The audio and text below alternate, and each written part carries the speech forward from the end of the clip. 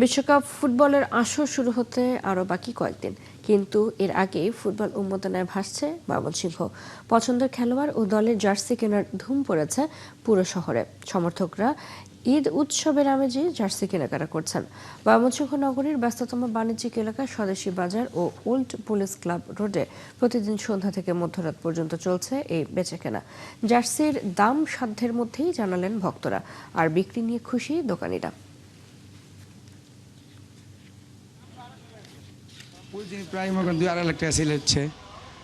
সব Argentina Brazil জার্সিগুলো মানে ভালো চলছে। আমার ছেলের জন্য কিনতে আসছি, আর সে সমর্থক ব্রাজিল। আমি আর্জেন্টিনা দলটাকে ছোটবেলা থেকে আমি সাপোর্ট করি। এই যে আজকে মোটামুটি 7টার মধ্যে শপিং মলগুলো বন্ধ হওয়ার কথা ছিল, কিন্তু সব দিকে মানুষ না থাকলেও ওই যে জার্সির দোকানগুলোতে দেখতেছি প্রচুর পরিমাণে মানুষ। 300 টাকা, 350, 400 টাকার মধ্যে মোটামুটি সাশ্রয়ী আমরা আসলে কিনতে পারতেছি। জার্সি কিনতে যাচ্ছি বাচ্চার জন্য, 2 বাচ্চা ভাগনা, ওদের জন্য আর কি।